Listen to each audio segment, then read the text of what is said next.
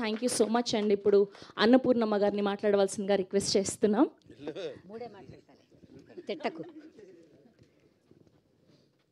పాత్రికేయ మిత్రులకి, మీడియా మిత్రులకి, మా బ్రహ్మయ్యకి, డైరెక్టర్ మారుతి గారికి, మా ఇప్పటి సినిమా డైరెక్టరు అభిలాష్ గారికి, ప్రేక్షకులందరికీ నా హృదయపూర్వక నమస్కారాలు. పెళ్ళికాని ప్రసాద్ సినిమా కాసేపు చూసి నవ్వుకోవచ్చు. పిల్లల ఎగ్జామ్స్ కూడా అయిపోతున్నాయి, ఇంటర్. అందరూ వెళ్ళి చూడండి, ఎందుకు పెళ్లి కాలేదని తెలుస్తుంది, పెళ్ళి ఎందుకు చేసుకున్నాడో తెలుస్తుంది.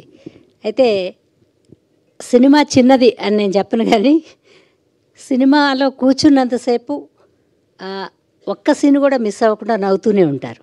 రకరకాల క్యారెక్టర్లు ఇప్పుడు జరిగే సన్నివేశాలకు దగ్గరగా ఉన్నాయి. చాలా బాగా తీశారు. మా వాళ్ళందరూ చాలా బాగా యాక్ట్ చేశారు.